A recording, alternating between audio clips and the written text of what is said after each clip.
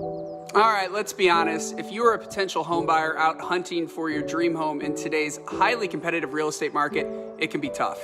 In fact, it could be downright brutal. Because the truth is, more often than not, if a home is priced right and in the right location, chances are this home will receive multiple offers and will be off the market before you can even blink. This is just the reality of the modern day real estate market. So if you're a potential buyer, how are you supposed to win in a highly competitive market? And while each situation is different, here are the top 10 ways to help your offer stand out and win the home of your dreams. All right, let's start with number 1, inspections. Yes, I know this instantly makes some of you watching this video uncomfortable, even just hearing the words inspections, and that's okay, I totally get it. Now in today's modern real estate market, realistically, you have 3 options when it comes to your inspection contingency. Option 1, the old school way. This is where you as the buyer choose to use your full inspection contingency rights and not only get to have your inspections, but also have the full right to negotiate on your inspection results. Now, as you can imagine, this option is most advantageous to you as the buyer, but can be seen as least advantageous to the seller, especially in a multiple offer situation. Option 2, cap your inspections or remove your inspection negotiation rights.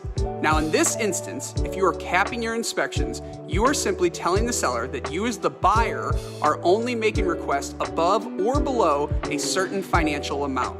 And if you go the second route, which would be removing your negotiation rights altogether, you are telling the seller you are strictly getting your inspections for your knowledge only, essentially letting the seller know that you're either all in or are all out on the deal.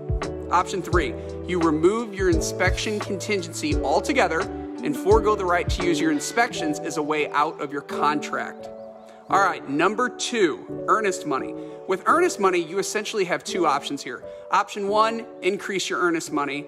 And as a common rule of thumb, at least locally, earnest money is roughly 1% of the sales price. But if you wanted to exercise this option, you would raise that amount to have a little bit more skin in the game.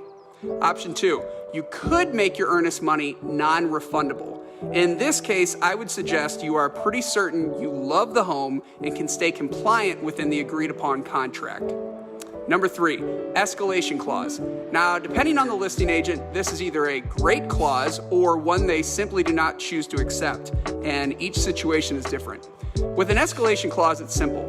With this clause, you as the buyer are telling the seller that you are willing to increase your purchase offer X amount over any competing offer up to a net offer final price. Appraisal, number 4. With appraisal, much like inspections, you as the buyer really have 3 options. Option 1, fully keep your appraisal contingency. So in this case, if the home doesn't appraise, you get the opportunity to renegotiate a new sales price with the seller, and if both parties cannot come to an agreement, the deal falls apart. Option 2, use an appraisal gap rider. This tactic has gained a lot of steam over the past couple of years, and with this particular clause, you are telling the seller that if the home doesn't appraise for the agreed upon sales price, you as the buyer are willing to pay X amount over the appraised value. Just don't forget the X amount you agree to pay comes out of your pocket at closing. And option number 3, you can simply waive your appraisal contingency altogether, and if the home doesn't appraise for the sales price, you as the buyer are on the hook for the difference between the appraisal value and the agreed upon sales price. Number 5, financing. In most real estate contracts, there is a portion of the contract where it asks if the real estate purchase is either contingent upon financing or if it is non-contingent upon financing. And assuming you are in the position to go this route, you could choose to remove your finance contingency in the contract, essentially making your offer look like a cash offer. This is a powerful move in a multiple offer situation, but there are certainly a lot of factors if and when considering to go this route. Number 6, write your offer on a special sales contract. Did you know there are 2 main types of sales contracts when it comes to purchasing a home? That's right. Okay, so there is the residential sales contract and there is the special sales contract. Now, if you go with the residential sales contract, something important to note here is, assuming the home is located in a municipality that has occupancy inspections, the seller is responsible for providing occupancy to the home for the new buyer. But if you go the special sales contract route, you as the buyer take on the responsibility of providing occupancy to your new home, not the seller. And as you can imagine, this is certainly more advantageous to the seller in these types of situations, as it is less for the seller to deal with. Number 7, offer to pay the seller's closing cost. Did you know the sellers pay closing costs just like buyers do?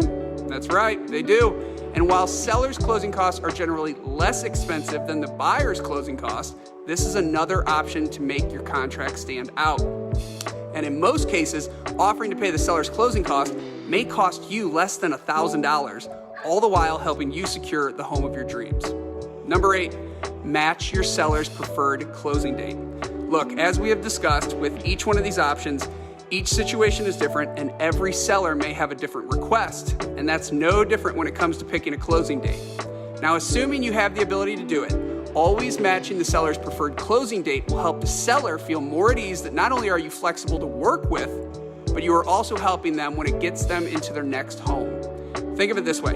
If you are a seller and you close on your new home in September, but you need the proceeds from the sale of your current home in order to close on your new home, you as the seller need a buyer who can close on your current home prior to the day you close on your new home. But if the buyer of your current home cannot close until, say, October, this puts the seller in a bind, and therefore they are less likely to select your offer as the winner. Number 9, close as quickly as possible. Now, I know I just said moments ago about matching your seller's preferred closing date, but sometimes certain sellers just want to close as soon as possible. And in these cases, if possible, you'll want to close as quickly as you can. And for the record, most lenders can close as quick as 8 to 9 days if necessary.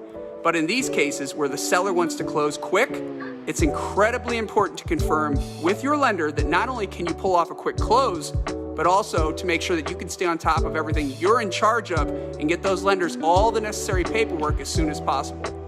All right, and finally, number 10. With this one, I'm going to combine 2 options. It's simple, act fast. Most homes are continuing to move rapidly fast, blink and they could be gone. And number 2, make sure your offer stands out one way or another. Otherwise, more often than not, your offer will get overlooked and your dream home may slip through your fingers. I'll catch you guys next time.